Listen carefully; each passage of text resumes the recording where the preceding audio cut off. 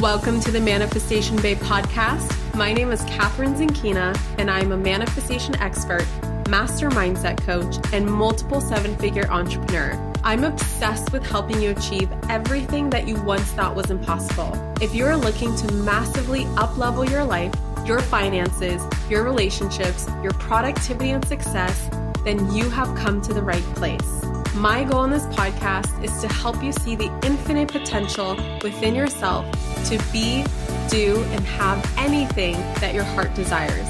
Think of this podcast as your weekly dose of mindset development to help you maximize who you are and where you're going.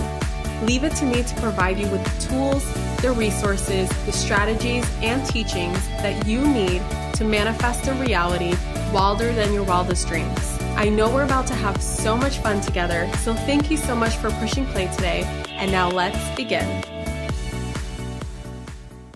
Hello, gorgeous souls, and welcome back to the Manifestation Babe podcast. Oh my God, what just happened?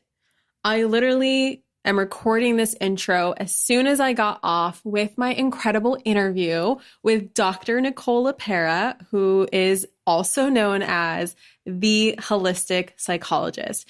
You guys are in for such a freaking treat. I'm pretty sure most of you already follow her, but if not, for the 0.0001% of you who are not, the Holistic Psychologist is someone who I somehow found on Instagram back in 2018. And she is someone who created such incredible content that just went so beyond the traditional scope of psychology that every time I would read any of her posts, it would just hit my soul. It would make so much sense. The way that she would simplify things, the way that she would share her own personal healing journey, the way that she would share how to implement what she was teaching, it just resonated so much with me. And I was like, wow, this girl is awesome. And so I remember following her when she just had 1,000 followers.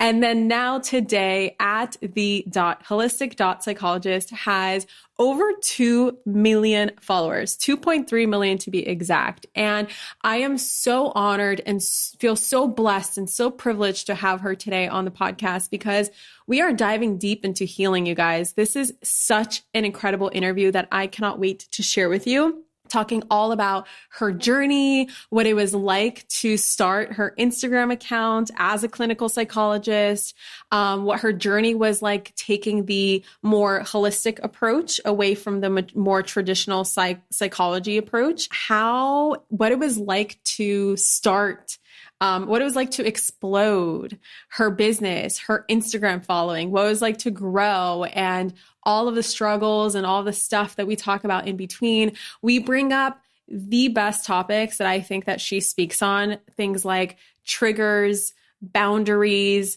the ego, trauma and how we heal it, and conscious parenting, and just so much good stuff. Like, I don't even want to make this intro very long because I really want you to dive into it. And especially as you're listening to this, you guys, if you can take a screenshot of this episode and tag both at the holistic.psychologist, Dr. Nicole LePera, and I at Manifestation Babe, and just let me know what your breakthroughs are, because I know that there are so many. I personally learned so much from this episode, and there was so much within Nicole's story that I resonated with, and it's so incredible what this woman has accomplished, and it's absolutely no secret why she has blown up so much in her success with her social media following. And what I appreciate most about her is how humble she is, and just how generous she is, and how genuine she is, and how authentic she is. And I just can't get enough.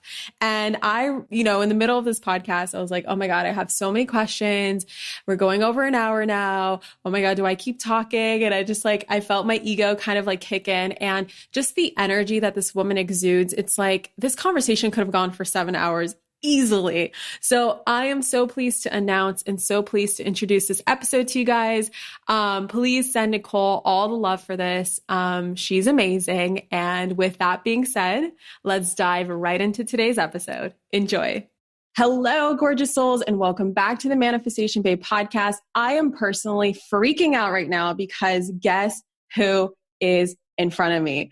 Dr. Nicole LePera. Did I pronounce that correctly? You sure did. Beautiful. Yay. You guys may know her as the Holistic Psychologist, and I am proud to say that I totally manifested this interview. How the hell are you, Nicole? Me too, Winky. So I totally hear you. I am great. In all seriousness, Catherine, we were joking earlier, and I feel like you've been a soul that has crossed my path many times. And when we actually connected on Instagram, I don't even remember, pretty early on.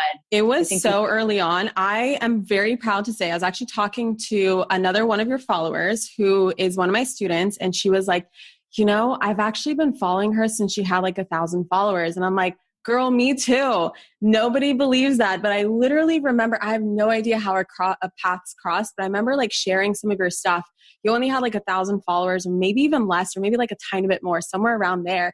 And then every time I would go back to your profile, you would gain like 10,000, 20,000, 100,000. It's like every week you're gaining 100,000 followers. And I'm like, this girl, first of all, deserves it. Her content is freaking amazing. And this is so freaking cool. And I think we officially met on Instagram, like I would say end of 2018, if I jog my memory correctly. But for the 0.00001% of people who don't know who you are, can you just, without diving too deep into like the beginning and your story, because we're definitely going to go in there because I'm genuinely curious about that, just give like a little blurb about like who you are, what you do, what you're passionate about, how you change people's lives. Yeah, absolutely. Absolutely. So who I am on a personal note, Catherine, is I'm a human who, like many of us, has known a lifetime of anxiety. As long as I can remember, being a very little girl, nervous, fearful of the world. So that was just a backdrop of kind of who I was. I'm also someone who was very interested in the mind and what makes people do what they do. So fast forward many years of schooling and education, I became a clinical psychologist to what I thought was to help people understand themselves and, you know, create healing in their lives. And after struggling personally, you know, feeling really stuck with my own anxiety after trying all of the avenues of traditional therapy, you know, laying on the couch, being in my own therapy sessions, being medicated, and then watching all of my clients struggling in very similar ways. I mean, stuck, Catherine, is the number one word that I think directly and indirectly was coloring my whole life. Mm-hmm. And then the beginning of this practice that I wanted so badly to have, I didn't feel like I was capable of helping these humans that were paying me to help them. So long story short, after what many of us, I think, now lovingly refer to as our dark night of the soul, my life came crashing down. So physical symptoms, my anxiety got to a place of completely out of control. Spiritually, I just felt lost in so many ways. I entertained many fantasies of running far, far away to foreign countries, never to be seen or heard from again. So I was going through it.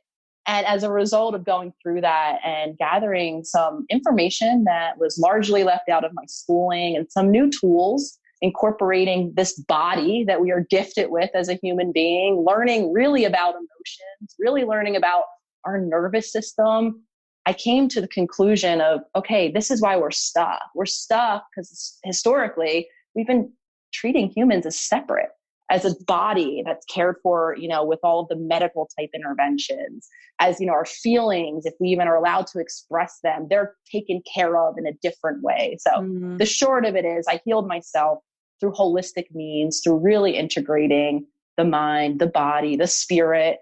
And in doing so, I saw the light, if you will. And as part of my journey, I came online, I started to share my story, and here I am a year and a half, almost 2 years later.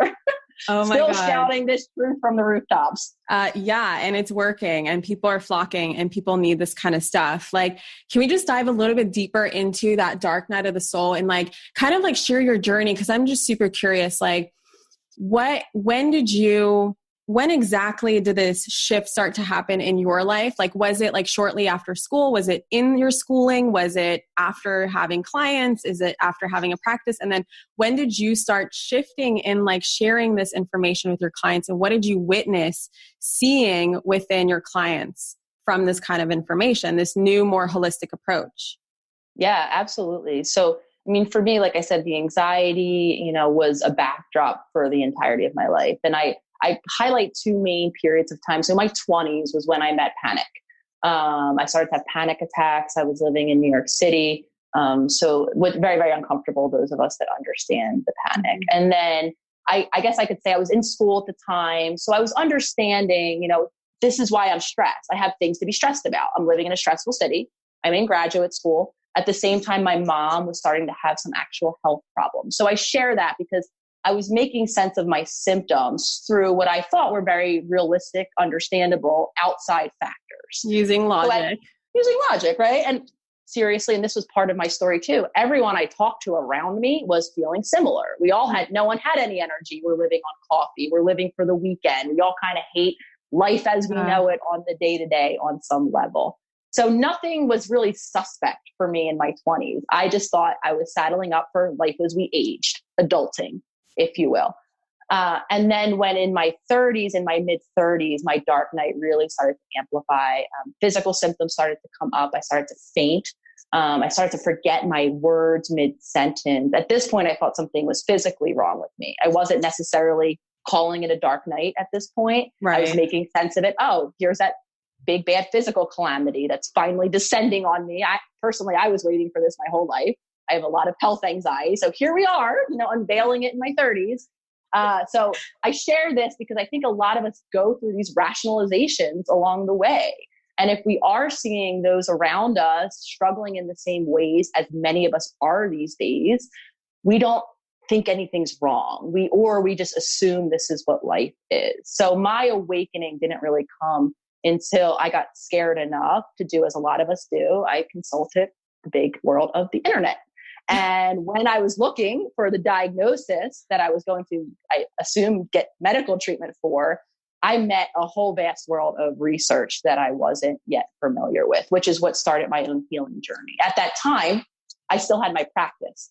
Yeah. And I was still seeing my clients week in, week out, doing that more supportive based therapy. So what I would do with them is I really took it on a case by case basis. At this point, I'd clocked years with some of my clients. So I knew the clients that I could start to introduce, these more holistic methods, or even just this information that it was present in the world to them.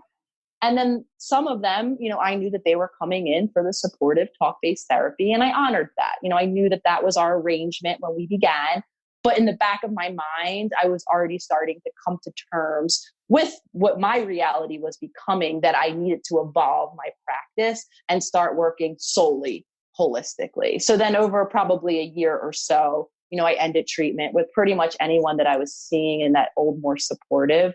Some I ended up seeing in a more coaching base. So it was an interesting evolution where some people were evolving along with the practice, and some weren't. And then they obviously went and found supportive therapists and continued to do the work. So it was interesting. It was very much on a case-by-case basis. Yeah. I'm curious, what were some of the things that you were discovering for the first time that were really able to help you? I'm just so curious about I was discovering that we have a body, and that the lifestyle choices that we make around this body, such as what are we feeding it? When are we feeding it? How much rest are we giving it?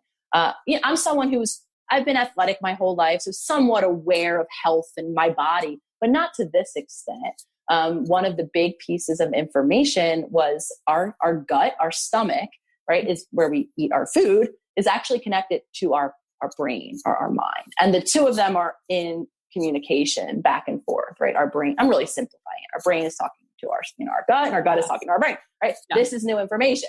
When I was in school, all we really talked about was the brain. That's where these neurotransmitters, words that we might have heard of, serotonin, dopamine, when you have diagnoses, usually we're told one of those is off. I have too much or too little. So again, I'm really simplifying it. But what I came to learn is that we need to pay attention to our gut and the food we're eating, because that is actually the house of some of these neurotransmitters. The biggest, I think, piece of learning was the whole science of epigenetics. The fact that, we have these genetics, they exist, right? We are coded, we have genes, if you will, we now know that our environment, those lifestyle choices that I'm going on and on about, are actually what's going to affect whether or not we get that thing or we don't get that thing, whether or not that gene turns on or turns off. That, I think, was the biggest aha for me, because that gives us all the possibility to change.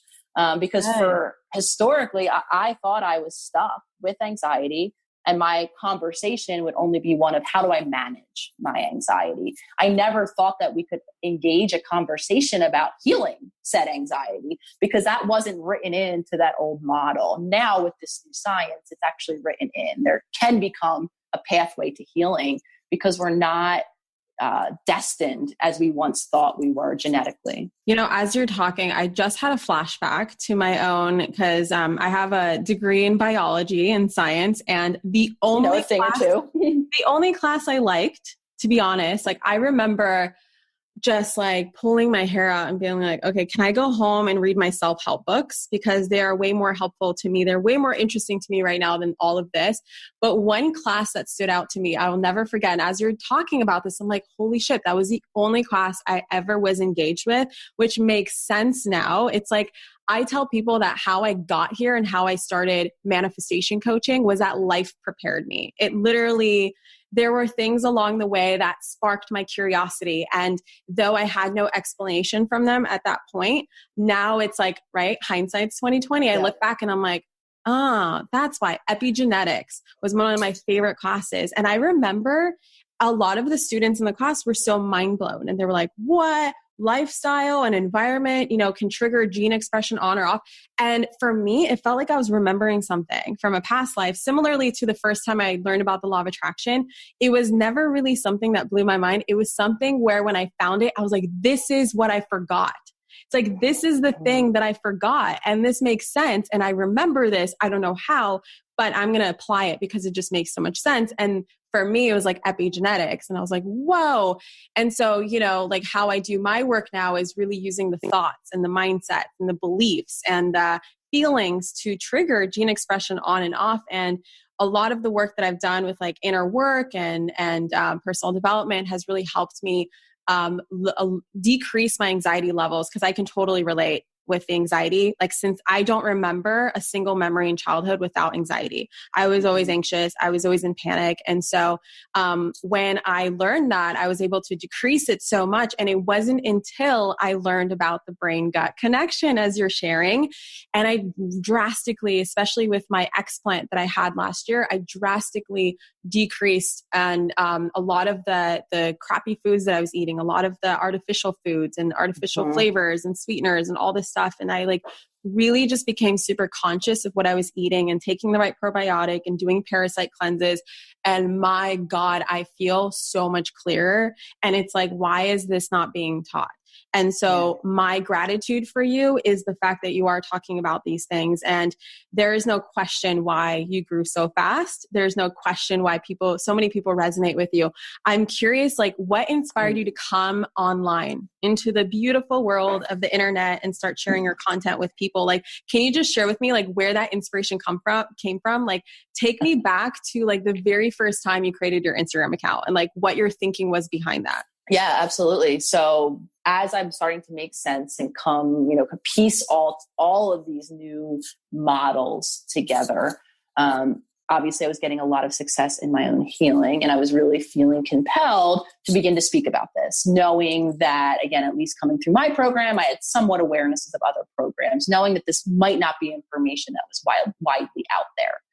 At the time, I'm watching the social media world begin to pick up steam and everyone's kind of going virtually. And historically in my field, we are actually given directives in opposition to anything, social media and virtual. Yeah. I had begun though to see other clinicians, beginning to use social media for a more professional presence as opposed to just us hiding our handles and hoping no one finds us online, personally. So I was starting to watch other people evolve into that space.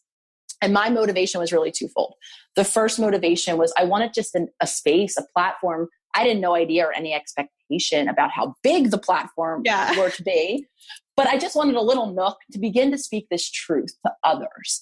because again, like I said, I had this suspicion that whether or not you're just, you're a human or you're in the clinical field, you probably weren't hearing this truth. And I was getting so much success. My partner was getting so much success. She had began healing her own past traumas.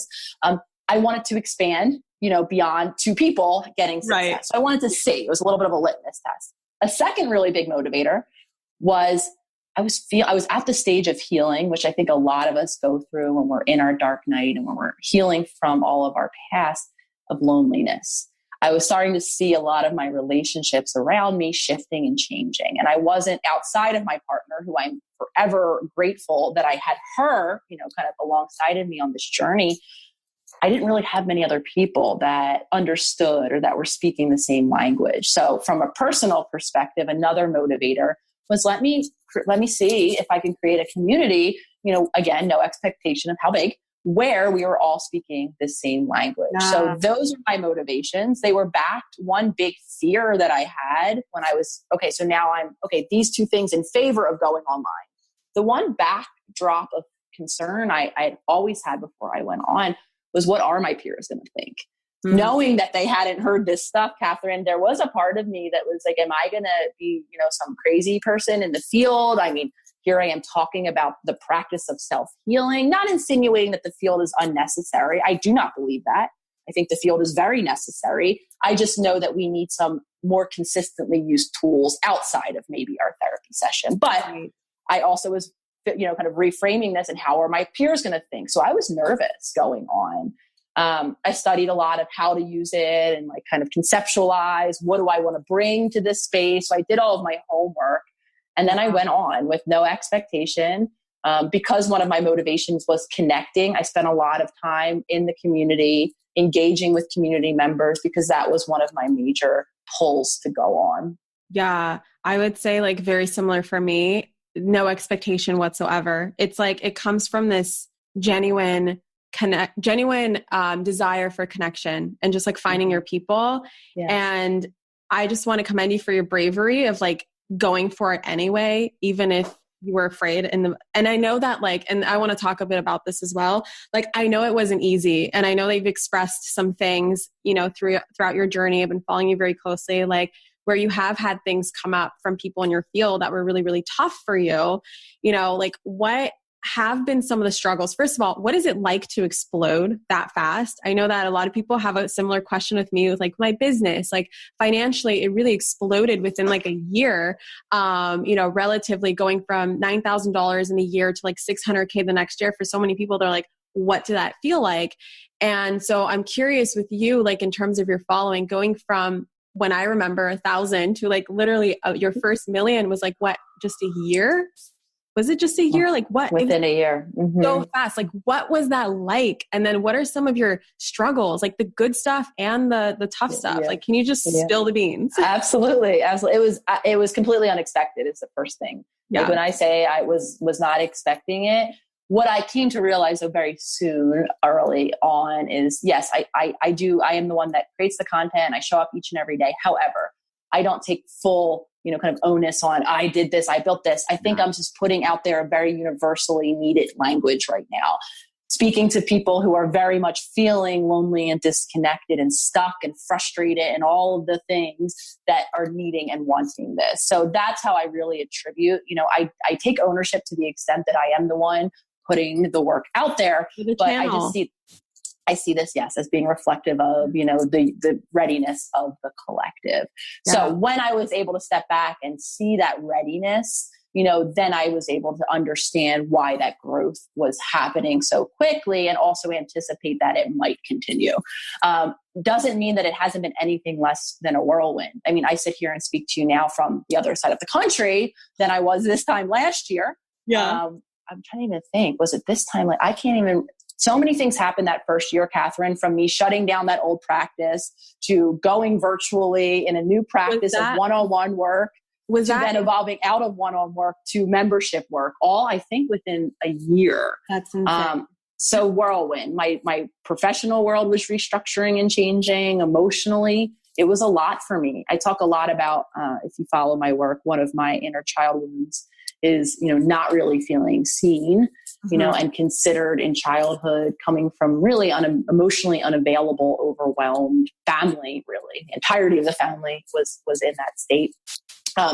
So on the one hand, that which I desperately want, see me, hear me, is also that which is the most uncomfortable place. So as those numbers grow, there's a very real part of my inner child that does want to run away, that does want to, hold up something in front of her face and say, oh, I'm not that important. Stop listening to me. So it's been really a challenge. I share that because it's been a challenge in my own healing, coming to a platform of this size and seeing the size of it and hearing then the good, the bad, and the ugly in terms of the feedback. Because as the numbers increase, so do all of the opinions about the work. Yes. And what would you say have been like your best tools for handling that, like handling the growth, handling any criticism that you have? And of course, like you have so much love, like just so much great feedback. But I'm just curious because this is a question I get so often. And I wanted to ask you, as someone with such a large following, like what are your favorite tools when triggers come up? Like, let's talk a little bit about triggers. Like what are triggers? Where do they come from? How do they come up, and how can we handle them? How can we deal with them? How can we heal them? Yeah, absolutely. So I'm going to start at the first question and then wrap back around. So sure. I asked a lot of questions. I love Sorry. it. I love it. I got it. I'm keeping track. The tool, and I'm going to explain how this connects to triggers and emotional activation. Yeah. So the tool that I'm always talking about, and this is on both ends, with the positive feedback and with the negative feedback. What I call it is depersonalization. So I went on that whole spiel about how it's not just me that everyone's celebrating this 2.5 million. I mean that. So when I say when something positive comes in, I try to create a space where I don't wear it as like my badge of honor that I've done this. So I don't take it as personally. A lot of people do very personally say, I've changed their life. I always make it a point to reframe that and say, you've changed your life, right? So I mean that when I say that I depersonalize the positive, I don't take it all as what I've done. I know it's not actually all about me. Same thing with the negative. When I hear negative feedback, I work very hard to separate myself from that and understand in the context where it is not about me, that it is not about me. So what is a trigger? We all carry, the remnants of really painful past experiences. Whether or not that's the big T trauma, like a lot of us universally have been known, have known trauma to be, the abuse, the sexual, physical abuse, the egregious neglect. You'll hear me also talking about little T trauma, a more expanded definition. I believe we're all carrying some wounding from our very early experiences. So what happens is we're living our life day to day, and things are happening in our current environment that are so similar to things, or the way we feel about something happened in our current environment is very similar to how we felt in the past. And that's what a trigger is. So what's happening in our now for many of us is we're having a really big feeling about something present in our environment. The question though becomes am I reacting to what's actually happening in this moment, or is this a remnant of some past experience? And for most of us, it's the latter. So what I'm able to do when the negative commentary comes, when I feel myself being triggered, creating that space, which sometimes means stepping away from the comment or the conversation so that I can regulate myself. Because once I'm having an emotional experience, I'm human. I don't love some of the things that get said to me. My emotions start to get activated. Sometimes time.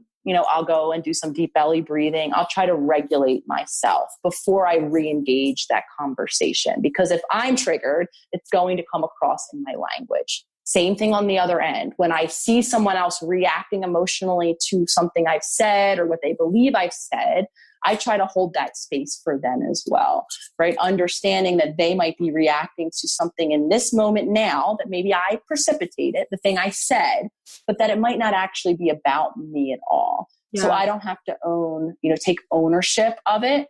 This doesn't apply, of course, Catherine, to all situations. I do think it's important to take feedback and to try it on for size, like I say. Yeah. But we don't have to let all of the feedback in, because sometimes it's not about us and it's not about what's happening now.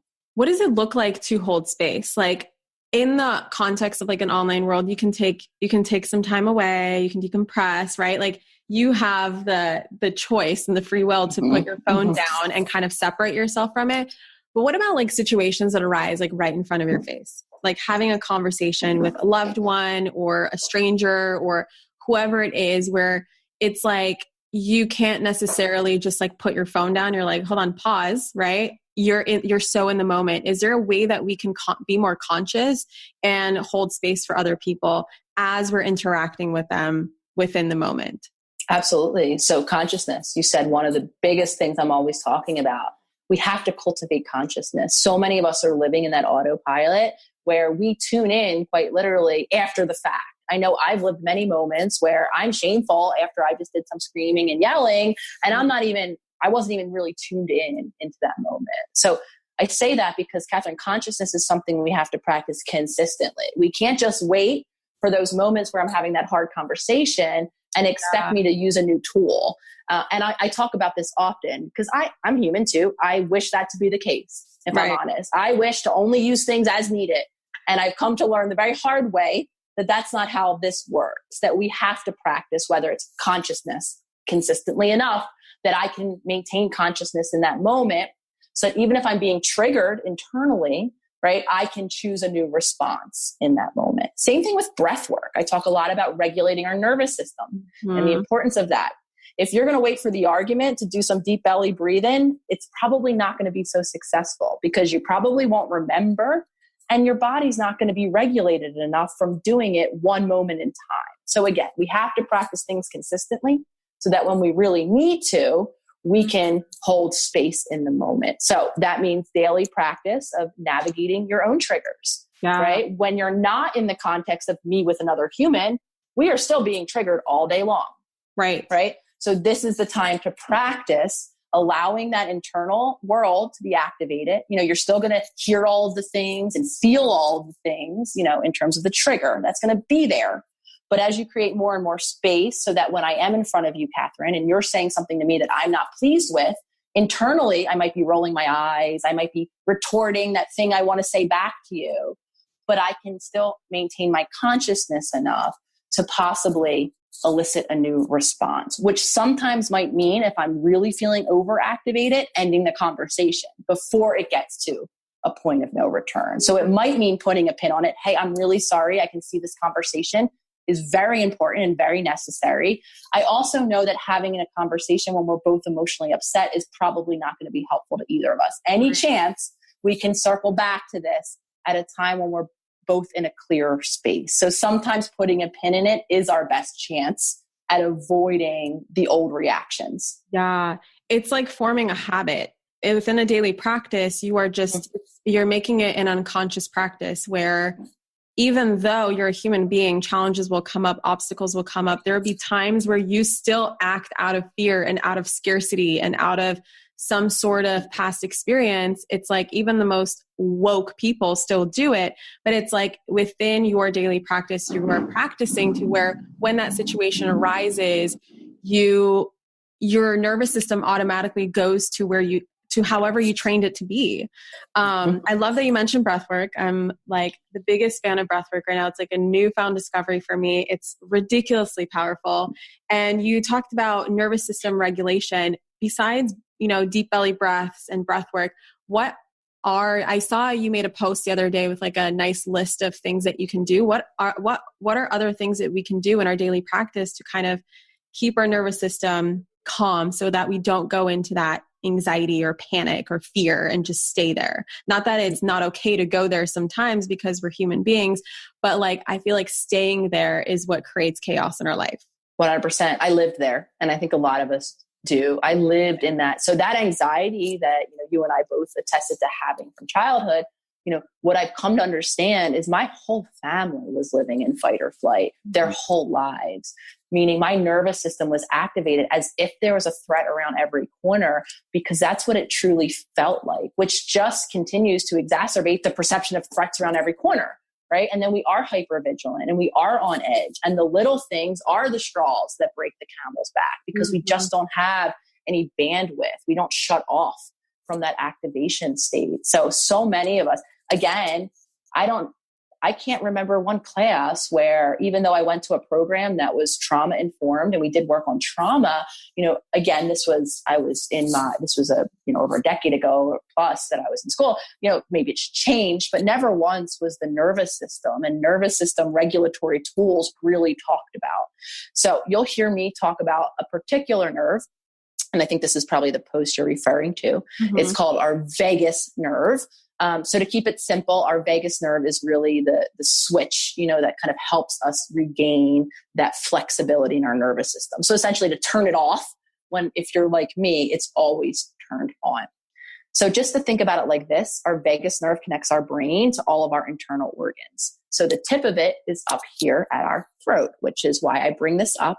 Singing, gargling, chanting, anything where we're manually stimulating the tip of that nerve can go a long way. I actually have an incredible, I'm always talking about Allie, an incredible community member whose journey started with, like you're saying, creating a habit. Her habit started with 1 glass of water. That has evolved into pretty much a top to bottom life change, including she's returned to singing, in particular to stimulate her vagus nerve so that she can regain that flexibility. So if we have singers out there singing in the shower, people who chant, gargling, if you don't like any of those things and you brush your teeth, gargling, right? Anything where we're stimulating can build that tone back into that vagus nerve. Breath work, I always shout out because we're breathing all day. It doesn't even have to look like a sitting practice where I carve out my time and, I'm going to go do my breathwork practice. Right. Honestly, Catherine, the way I practiced was I just taught myself how to breathe from my belly all day long.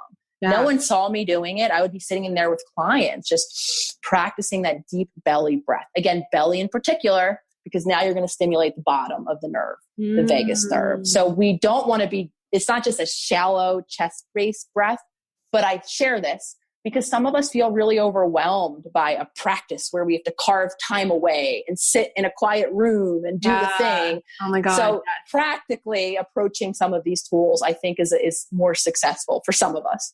That is such an important point because I recently got a question. I invited my audience to submit like a video Q&As. And a question that I got was like, one of my past students, she's like, when I was doing your course, I carved out time every single day, an hour to like do the work. And then now that it's over, as I started my business and my business started growing, I stopped carving out that time. And now I'm having trouble manifesting. And a lot of people think that manifesting is something that you do within a specific time frame, not realizing that it's like the law of attraction is like the law of gravity. It's like saying that this morning the law of gravity was on and now it's turned off.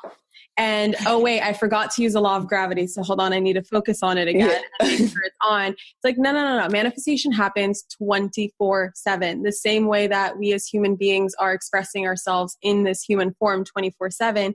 And the work of manifesting lies in you incorporating it and integrating it into every freaking second, every waking conscious second. And so I love that you say like, do these practices. It doesn't have to be like a seated thing, like meditation. A lot of people think that meditation is this like long drawn out thing where you have to sit there and chant and breathe. And like for me in the beginning, when I started meditating, it was me lying in bed and just like half like napping and half awake and just kind of being like, okay, let me just check this thing out. I hated the whole seated practice. It had to be lying down.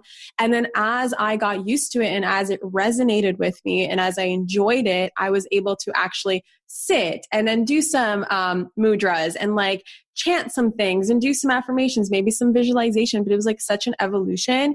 And then it's all about like just carving out 2 minutes, 5 minutes, 10 minutes. It doesn't, if you make it this thing, how are you ever going to make it a habit? The only way it's ever going to become a habit is if you simplify it. And I love that you simplify everything. It's like one of your greatest gifts. And I think that that's why you resonate with so many people is that, you attribute your success to just being a channel to this like universal knowledge, this universal truth.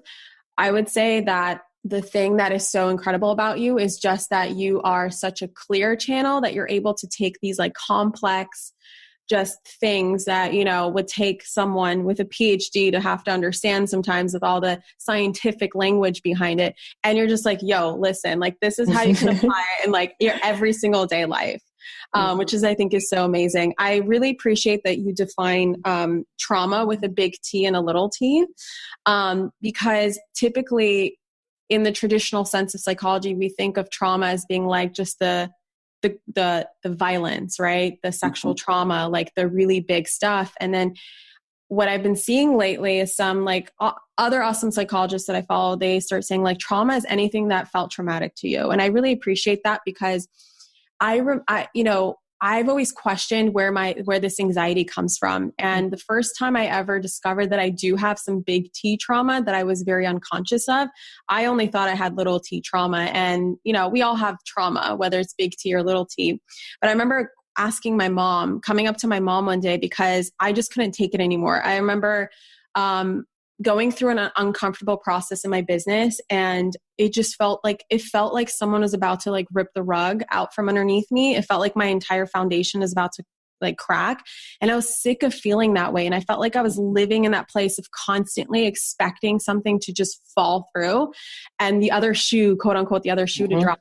So I approached my mom one day and I'm like, Mom, listen, why am I so anxious? And why do I always feel like my foundation is about to crack and fall and like I'm about to lose everything? Like what happened in my childhood? Right. And so she just like opened up the floodgates that I didn't even know. Like I didn't even think I was ready for. I was like, okay, that makes sense. That makes sense. That's why I don't have any conscious memories before the age of 9.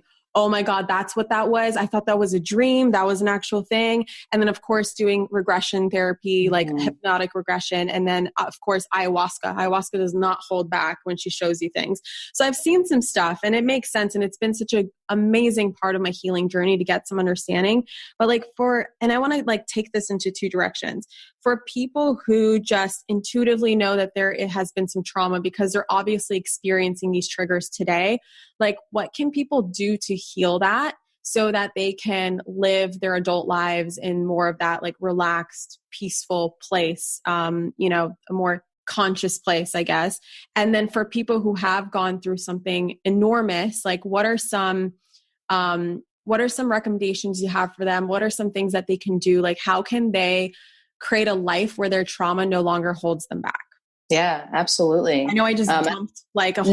No. I love it. And I want to thank you for sharing because, and I want to illustrate just personally and why I'm so impassioned about continuing to include little t and trauma. And I will always talk about it because I lived a very confusing, and I think a lot of us do experience looking back. I learned just like a lot of us that these are the big bad things to look for.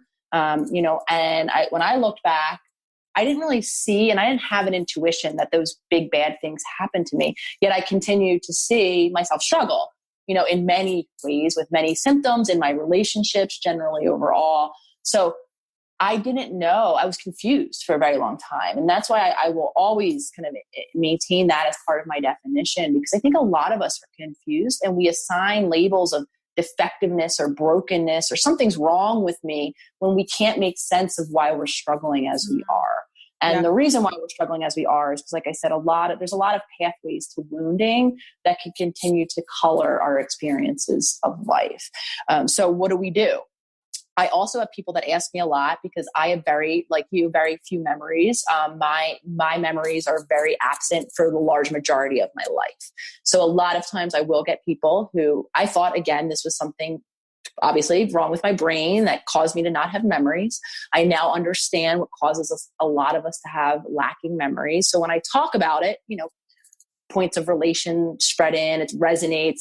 And then the most question I get, well, can we still heal? What do I do if I don't know what happened to me? Yeah. If I don't have, that I had that question to go back to, or if I don't, go and take the ayahuasca or have the regression, I can't have it revealed to me. Can I still heal? And my answer is always the same. Absolutely. Because we are still living. We are living the conditioning, the patterning, those wounds, and all the ways we had our best attempts at coping with those painful parts of our life day in and day out. So what do we do to heal? We start where we're at. We practice observation. We watch, our habits in our day-to-day life. We see, because we are very habitual, right? We see what we do with our physical bodies. We see what our emotional worlds look like. We see our go-to coping mechanisms. We all have them. We see for ourselves. And then once we kind of practice that self-observation, then we can begin to create change. We can begin to show up differently in our relationships. One of the things that we're probably going to want to do if we sit on any spectrum of the trauma, if we notice that nervous system activation, that always on edge, we definitely want to incorporate some of those body regulation techniques to build safety, to send a signal that wasn't there probably in childhood when these painful things happened, sending a signal to our body that we're safe now. Because if we don't do that, and this is why I don't believe the traditional model of keeping the mind separate over here, and we just talk about what's wrong, right? That won't work because, and this is something I wanted to say earlier too, about, doing something, when we do something for 1 hour, the importance of habits. A really impactful therapy session or practicing, say, even meditation for 1 20-minute period of my day, my question always is the same. What does the rest of your day look like? What do you do 95% of the time outside of that 1 hour or that one practice? And if your answer is, I don't know, or I go back to my autopilot, right, then that's why these things aren't as effective. So we practice self-observation. And then some of us might need to engage in those body regulation tools, right? Changing our lifestyle, incorporating some of that polyvagal work, the breath work, the gargling, to build that system of safety into our body. Because if we don't, no amount of logic or reasoning is going to shift and change our emotional reactions in those really pivotal moments. If you're someone who has, I just want to highlight this too, because there are some traumas, right, that live in our brain where we have flashbacks, where nightmares occur. There are somatic therapies out there that are very, very helpful, right? You go in, you get a supportive therapist. You can do something like EMDR. There's a bunch of different modalities now that are, aware of that component of the body.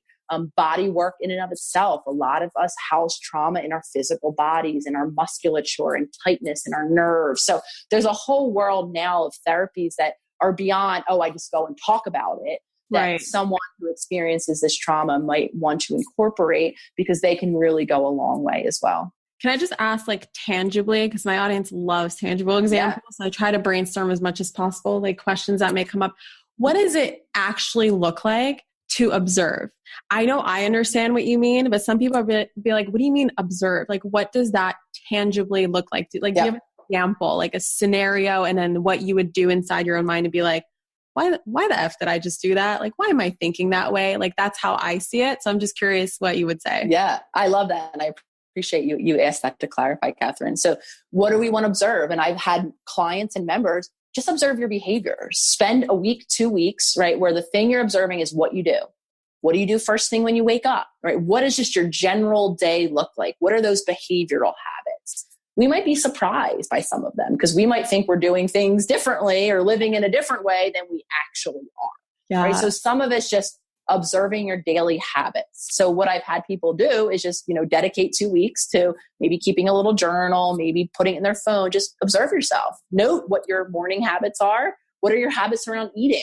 We tend to take our meals in the same sort of habitual way, right? Yes. And we're unconscious. I mean, this might sound so simple to listeners, oh, okay, that's my step. Just go watch what I do. But for a lot of us, this is going to be very informing because what we think we're doing might look different than what we do, especially around time. A lot of us think we have much more scarcity around time, that if we were to observe ourselves for 2 weeks, we might see a lot of time, being spent in places that we weren't realizing how much time was spent in. So observe behavioral habits. Something else that could be really helpful to observe, your mental world, because a lot of us are completely consumed with what's going in our mind. And for the most part, most of us are narrating our day from the time we wake up until the time we go to bed. So the other thing, and this is obviously so maybe practice watching yourself externally first, because this could be uncomfortable. Then tune into your thoughts. Same thing. Spend a couple weeks observing your thoughts throughout the day. You're going to notice how repetitive they are, how you tell yourself the same stories, how all narratives somehow lead back to the same themes that color my day. And then what you'll come to realize is those narratives are very much mapping onto how you feel. When I made something stressful in my mind, I'm going to have that stress response in my body. Right. So we want to begin to observe our internal world as well. Yeah. My coach actually last year, he challenged me to a 10-day silent retreat, like a silent meditation of like, literally, I forgot what the specific name. Do you know what I'm talking about? Bispinana. I'm not saying it, but yes, I'm familiar. That one. So when I looked it up, I'm like, are you freaking kidding me, Jim? Like my coach last year was Jim Fortin. I freaking love the guy. And I realized like, yeah, that is exactly what I need. Because he was like, Catherine, you're just so overthinking things. Sometimes you're so in your head and you just allow your ego to narrate these stories that aren't even real. Like your true identity is that you are a soul. Like that is it. You are a soul. You came here. You're a healer. You're helping the world. Like you're doing all these incredible things. Everything else is a story. I love that you speak about the ego. I want to talk a little bit about the ego. Like for you, what is the definition of the ego?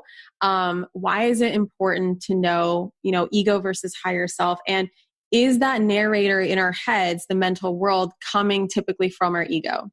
Yeah, absolutely. So love that. I talk a lot about the ego because one myth that I want to dispel about the ego is it's not bad or any other thing negative. Thank you. Thank you for sharing that truth. Of course. Same thing. Of course. And furthermore, therefore, our goal is not necessarily, I've heard language like kill it, eradicate it, remove it, stop it, silence it. That's how it comes back with a vengeance, you guys, is when you try to kill it because nobody wants to die. Yes, absolutely. And it sets us, in my opinion, up for something unattainable, right? Getting to the place where our ego isn't, protecting us. That's what I believe it is. That's why I don't think it's about killing it. It has a protective function. Yeah. And again, it was formed kind of based on just accumulated past experiences. And the simplest definition I give, it's the story of us that we narrate to ourselves all day long about who we think we are, our place in the world, what it is, what it isn't, what we determine our quote unquote personality to be. I put those in quotes because I define personality as really just an accumulation of conditioned habits, most of which, if not all of which, can be changed, right? But that's what our ego is. It's who we've come to believe ourselves to be that we feel on some level we do have to defend. That's why it has a protective function. That's why when someone expresses an alternate opinion than us, we do feel like up in arms. And a lot of us feel like we have to defend our opinion because in that moment, what we feel we're defending is ourselves, not realizing that that's not who we are. That we are, right, that expansive being, the observer of all of these stories, right, the soul behind it, the consciousness, whatever you want to call it. That is the beautifulness of a human. However, we're so distracted and we are giving our ego so much power. So what our real goal is, right, not to off it, but just how to integrate it, meaning knowing that there's going to be a large portion of time where it's still going to be there, attempting to what it thinks is keep us safe, but that we're the person and to empower ourselves as a person who gets ultimately to choose. Because something I hear a lot too, we learn about ego and we maybe identify it in our life, and now we want to turn that switch and shut it off. And the point you and I are both making too, they're going to come sometimes. I still know for me, myself, I still react from ego. I still let my ego call the shots, right? So we don't just turn that switch off and the ego is very nicely integrated and we get to choose from our higher self. That's where all of this consistent practice comes into play. So we can cultivate enough repetitive responses and consistency in our higher self that becomes our resting state. I always say like, I talk to my ego like it's my BFF, and like, I would just talk to it. I would just be like, yo, ego, like, listen up. First of all, we are safe. Okay. Second of all, like, things are so good. And you know what? I am so grateful for you. Thank you so much for protecting me. Thank you so much for keeping me alive. Thank you so much for bringing me to earth, because I know I wouldn't be anchored here in the 3D physical world without you. So thank you. And like, the moment I have this conversation with my ego, whatever story, BS story it's trying to tell me, BS according to my higher self, because according to the ego, it's just trying to do its job. It's just trying to protect me. And everything that it is seeing is like, this is a truth. You're in danger. You can't afford this. You can't do this. Like, oh my God, this is a repeating pattern from your childhood. We got to protect. We got to. And I just learned to like converse with it like it's my best friend. And sometimes in any relationship, people act out. So like sometimes your ego is going to act out, right? And you just have to forgive it and be like, you know what? Completely get it. I can see how you're threatened. And I just want to let you know, ego, that remember, I will lead us to our dream life together. And it's just such a like beautiful thing. It's like a beautiful partnership. Would you say that the observer is the higher self? Like Yeah, how would you that's look how. at? Okay, That's what I kind of conceptualize it. Yeah. I love what you're offering there too. I just kind of want to emphasize, because gratitude, a lot of us, really can be helped by that reframe, by acknowledging it there, by working to befriend it, by appreciating, that it believed for so long and that we did need that for so long. We did need that story to keep us, in the safest place as possible. And I love that kind of I offer a suggestion to name it for a similar reason, right? To name it as if it is a friend that is inside of you, and right now you sometimes are at odds with what one should do in life. And ultimately we want to just practice making the decisions from that highest self. Yes. I want to talk about, there's a hot topic that I would say the majority of the questions that I got from my audience for you are around boundaries, and especially like things that have come up a lot, of course, in quarantine as people are stuck together in a house. Like, how the hell, first of all, what are boundaries? Why are they important? And how do we create them? And like, especially like for me personally, like, and I'm pretty sure it's for all of us, most of us at least, like my conditioning is that, this is not something that we learned in school. I didn't have like boundaries or the concept of boundaries until like a couple years ago, when I realized that continuously I'm allowing people to take advantage of me. And that's coming from this little people pleaser need to people please that's coming from childhood, right? Because I always had to please my parents and please my friends and all of these things and please my teachers. Like, why are boundaries important? How do we develop boundaries? And just take the floor, talk about boundaries. Yeah, absolutely. And you're not alone, Catherine. I had no idea what the hell a boundary was, never heard of it, never learned of it, came from a family where they were non-existent. Yeah. So I know for a lot of us, this is new language. And we're conditioned to think that boundaries are us being rude, which is selfish. That's another word. Yeah. We love to say they're selfish. So what a boundary is, really short and simple. It's a limit, right? It's a limit that we place on ourselves around maybe our physical body and the comfort in terms of physical space, physical touch, kind of what are the limits that I am most comfortable with existing to keep my body feeling safe. They differ for all people.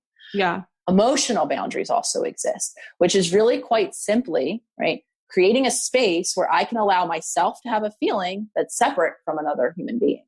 Those of us that are people pleasers, typically, this is what it looks like in adulthood. We don't have that because our feelings are really contingent, particularly for us people pleasers, on how someone else is responding to us. Yeah. So in those moments, it's not really about how we're feeling about what's happening. We're more attuned to how they're feeling. That's going to dictate how we're feeling. So in that really simple example, there is no space, right? We're all sharing a feeling in a sense. So creating a space where I can tolerate having a separate emotional experience from even the people that I love the most and spend the most time with. That's a boundary. So it's a limit and they're different. So as far as I see it, there's 3 really like simple steps, though very not simple if you're someone like myself that has never had a boundary. First step is identify the need for boundaries in your life, right? So if you are a people pleaser, chances are we need some boundaries. So where are the areas that we need boundaries? That would be the first step.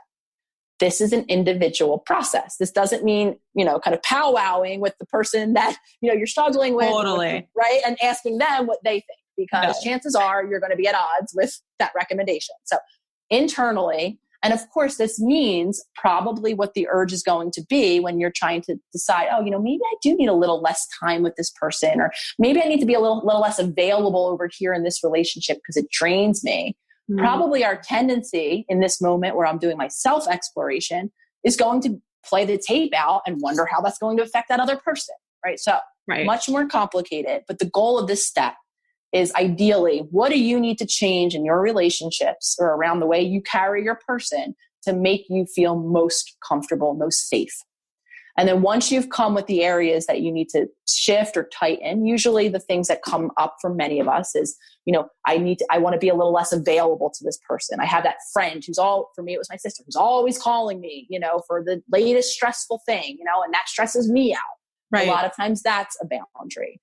Around time, a lot of us need time boundaries. I feel like I have to be on call for everyone in my life, so when that friend texts, even if I don't really feel like seeing that friend today, oh, they're available, so I'm available. Those are two really common boundaries. So I've done my internal work, I've explored, and I've identified these two areas that I want to switch. The next step is to enact the boundary. An important caveat here. This is not the place where we go, Catherine, I need you to stop calling me every time you're upset. No. We tell Catherine, I love you. I care about you. I have a lot going on in my world. I'm not going to be able to be available to your phone call if it happens, say, after 9 p.m. because I need to get some sleep. I will call you, the next day if and when, you need me. Okay. So Catherine might still call at 9:05. That means that Nicole has to not pick up the phone, right? So when I enact the boundaries, I emphasize this is about me doing something different to create the change in our relationship. Yeah. Not me looking and pointing the finger and wanting this other person to change, as many of us do. Yes. Often that is the result, right? Because as we start to do differently, the person has a choice, honor the boundary or the relationship shifts. Third step. So, right, I've identified, now I've enacted. So when you do call, I don't respond. And then I have to maintain it. Meaning I have to be very consistent. This for someone like me, and probably for a people pleaser like you, is probably really hard, because for me, this is when I'm plagued with what I call the feel bads. All of the panic and reasons why I should, pick up that phone. And what is this person going to think? And oh my gosh, they're going to think I don't love them. This is where a lot of our work then is internal. So I've identified, I've put the boundary up, and then it is my job to maintain that boundary. Because when we take it down, or we say we're just kidding, or we become available again, now we're sending a mixed message to that other person. I love that. So, okay. So it's easy to have someone not call you or not pick up the phone, but what if you live with them, Nicole? That's the biggest question that I get, is like, especially in my courses where, for instance, it's typically women who invest in my academies, and their husbands are like, what the hell is this? What is why would you do this? Like, is this a real MBA? Like you're getting a business degree, or what the hell is MBA? And then they have to explain it. And then it's like this whole thing of just like, it's a whole stress point for them of how do we maintain those boundaries, especially around people that we love and that we live with, and that it's not like I can just shut the door on them and just say, hey, you go to your place, I stay in my place. Like, what if it's your husband? What if it's your kid? What if it's your roommate or anything like that?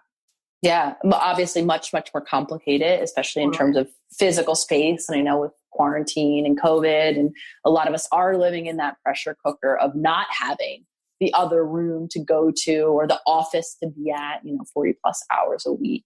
And I know we're also a bit restricted in terms of even going for the walk and things like that. Yeah. Obviously, outside of quarantine and COVID, those things are important. Creating the space, whether it's in another side of your home, you having your little area. It can even be a corner of the home where you go and do your thing. If you're someone who's interested in being out of the home, going on walks. So creating space, because it can become a pressure cooker. So we might need to get a little creative, but so for me, this was part of it. I had a family who didn't spend time, this might sound crazy, in separate rooms. We mostly spent time in the same room together, not really interacting, just around each other. I'm out. I'm done. Out of here.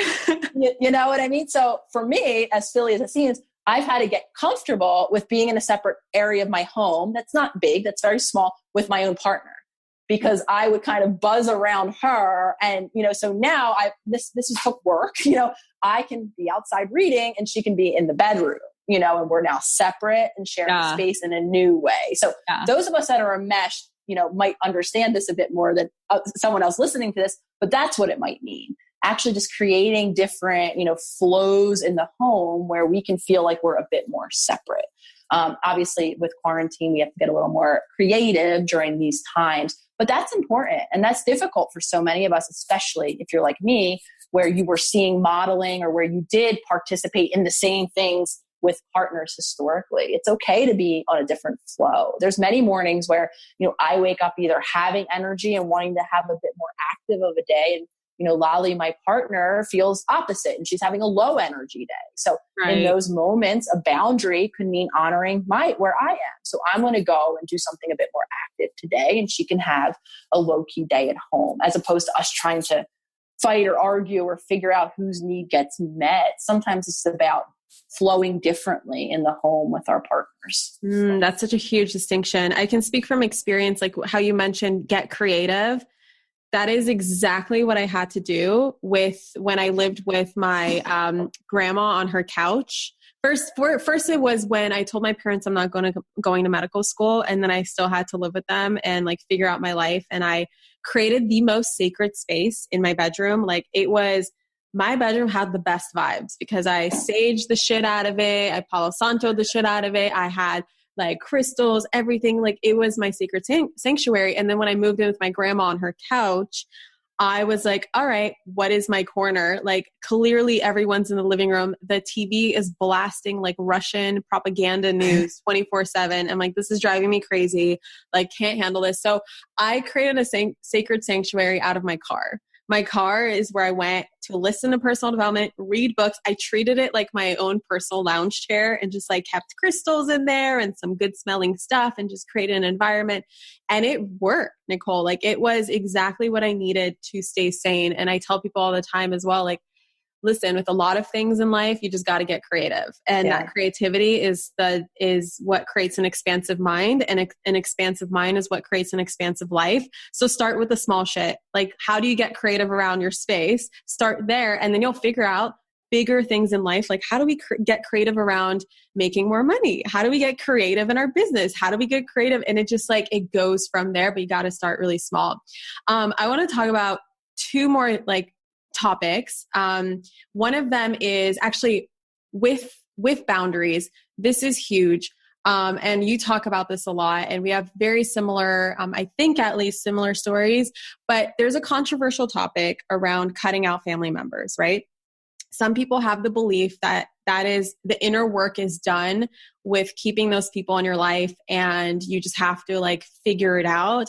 And there's another school of thought that says, no, like forgiveness and inner work has nothing to do with them. It has everything to do with you. And personally, I am someone who has cut out my father out of my life. That is a boundary that I needed. I had to go to the extremes, and I've never been happier. And it was in this decision that I was finally able to forgive him.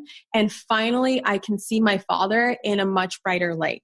When he was in my life and constantly leaking my energy, even from just like an energetic standpoint of just him having access to me, I would just constantly think about him, and I would have so much resentment towards him and so much frustration towards him. And when I finally made the decision of changing my phone number and not giving him my phone number, and it's not like we were like BFFs and then I just cut him off. Like it was bound to happen anyway. So I don't think he's surprised at all. But me just like creating this boundary in my life has brought me so much peace to where I am finally able to see him for who he is, which is another human being. Like, what is your take on this? And like for anyone struggling with this, like maybe feeling guilty for cutting someone out of their life, or like maybe someone has a plan to, like, I don't know, can you talk a little bit about this and how this relates to boundaries and what what is your take on the quote, family is everything, right? When we have this conditioning that family is everything and you have to do everything for family. Like, I know you got some shit to say about this. Of course. It's funny. Someone had actually titled a podcast, an episode that I was on, Family Isn't Everything, because I talk a lot about this. So I want to wrap in, kind of a response to what you were saying about creativity as well, because sometimes it's a little bit complicated for us. It's not just like, oh, let me get creative and create my space over here, because on some deep level, some of us might be assigning that those words that you and I referenced earlier, selfish. It might be selfish for me to do something for just myself. Making a decision about boundaries within my family might be felt to be selfish. So I just want to acknowledge that it is about, kind of creating the space for us, whether it's in our immediate family relationships or in our homes with my own space, that it can be a bit more complicated because we might be operating with these deeper held beliefs, right? That doing so is selfish or isn't appropriate or isn't what moms do. I'm not a mother, but playing out, right? Moms don't take 20 minutes of the day for themselves. Well, I can make an argument that moms do, and that if moms do that, they can then be more present for their child. So that's just kind of a piggyback into this topic, because a lot of us are made to believe, with family messaging, a family mantra in my home was family is everything. It might as well have been hanging up, on a wall. and we all paid homage to it. So my background with my family is because, coming from an enmeshed family, part of my work became identifying and putting some new boundaries in place.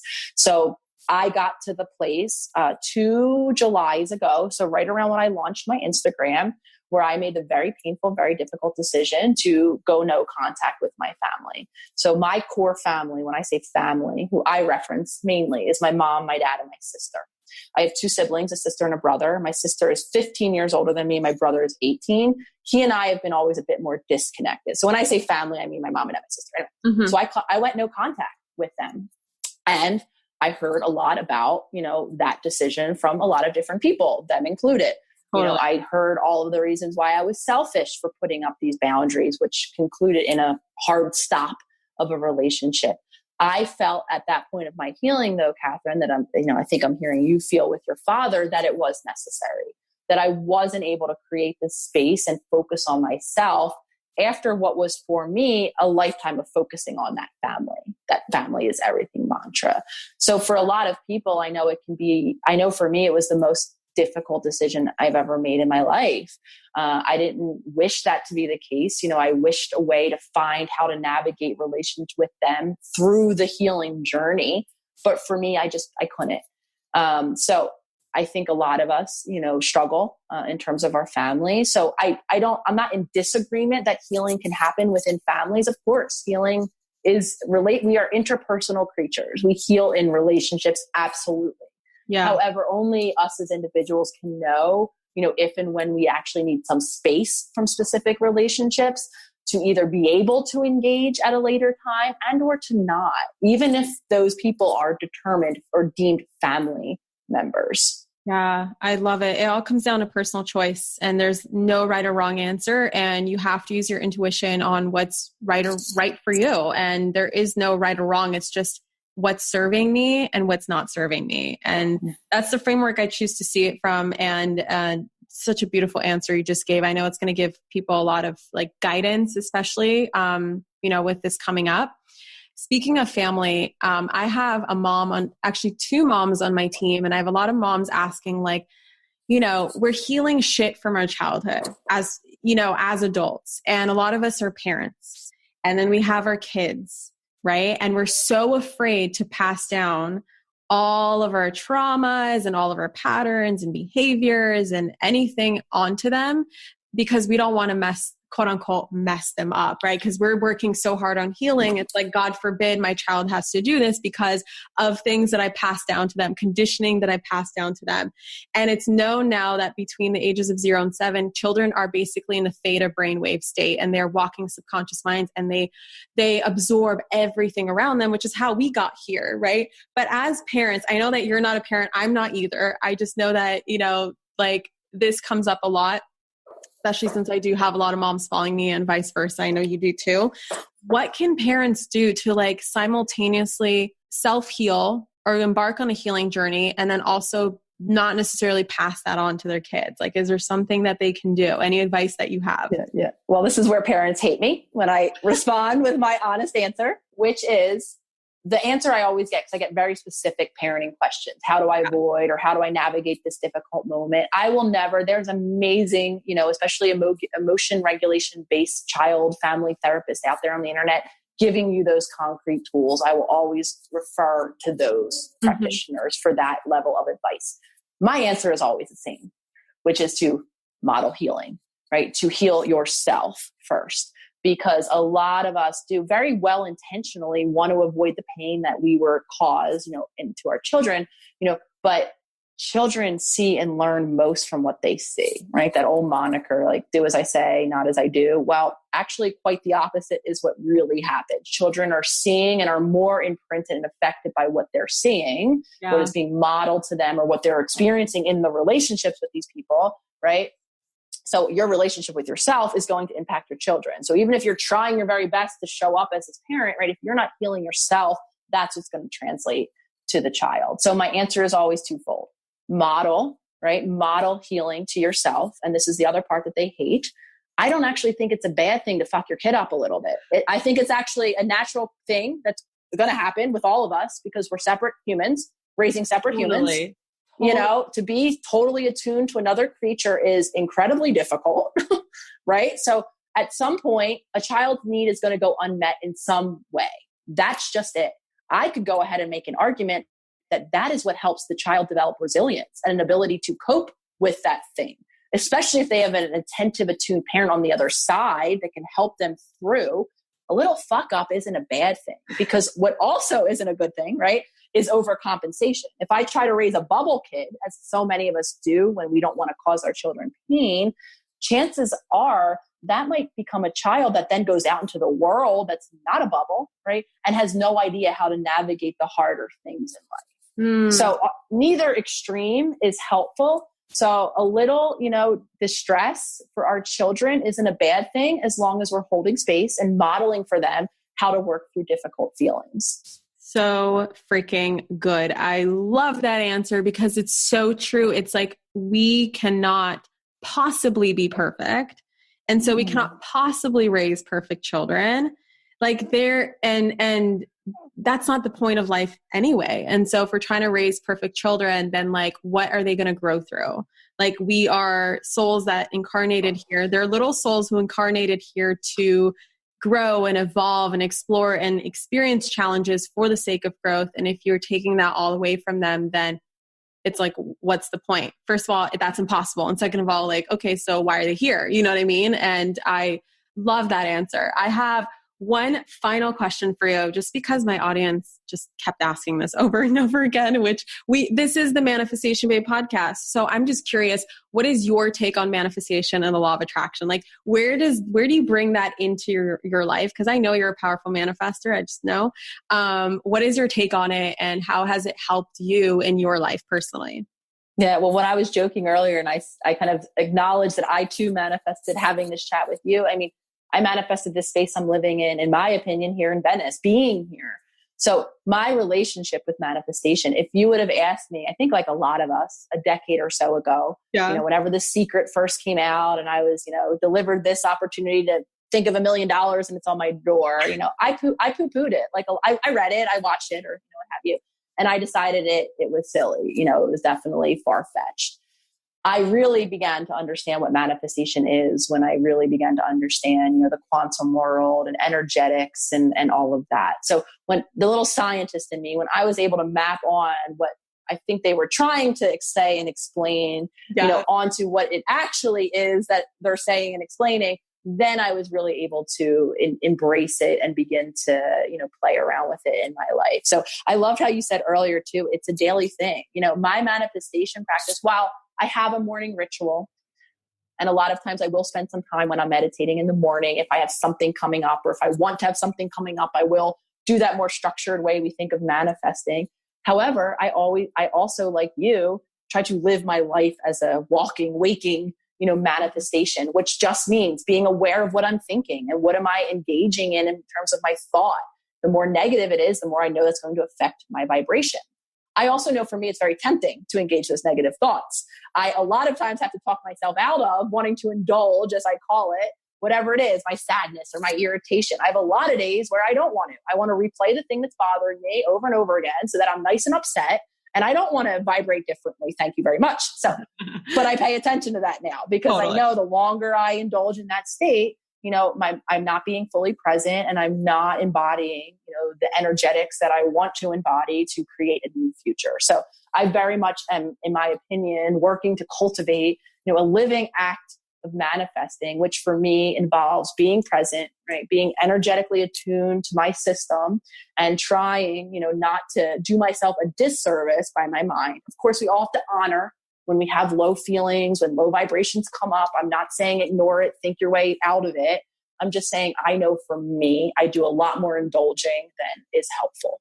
Yes. Well, thank you for that honest answer. And yeah, I loved watching your journey. I remember when you first said, like, I'm planning on this move to LA. And like, we kind of talked about how, like, people have these stories around like, why would you move to LA? It's so expensive. And I remember us going back and forth in DMs to be like, who cares? Well, we're going to do it anyway. And it's just like, it's so exciting. I know we were supposed to do this podcast interview in person, and we kept like pushing it. Well, I I did. I kept saying like, no, let's push it like 2 more weeks. Maybe things will open back up. I really want to meet her in person. Like she's here in LA. This makes sense. And then of course, like we're doing it virtually, but I know that we're going to hang out in person as soon as quarantine is done.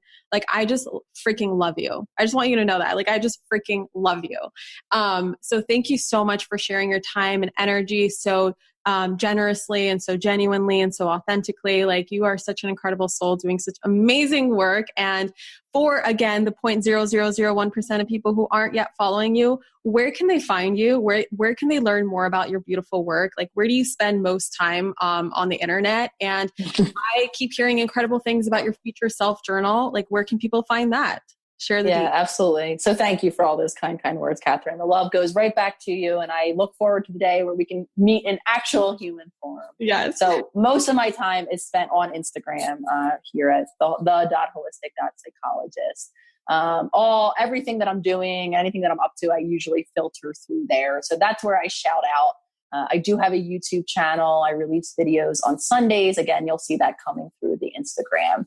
Also in a link tree there is the Future Self Journal. If you sign up for my email list, a couple of journal prompts will come to your inbox, get you practicing, thinking toward a future that's different and creating that future. So very much in alignment, I think, with the work of your community. Totally. Yeah. So come check me out. I'm on Instagram pretty much daily, either putting out content or talking about my own healing journey, and all the fun stuff that comes will definitely be shouted from the Instagram rooftop. Yes. You guys, if this episode spoke to you, go ahead and take a screenshot right now. First of all, anything that has been brought up, any resources or anything like that, and especially her Instagram, will be put in the show notes. So you can get that just by swiping up on, if you're listening on iTunes. And then also, if you're listening and you enjoyed this, take a screenshot and add this to your story. Tag both of us at the.holistic.psychologist and at Manifestation Babe, and just let us know, and send all your love to Nicole for being here today and sharing so generously. And just like, wow, this has been such an incredible interview, and I am so grateful for you.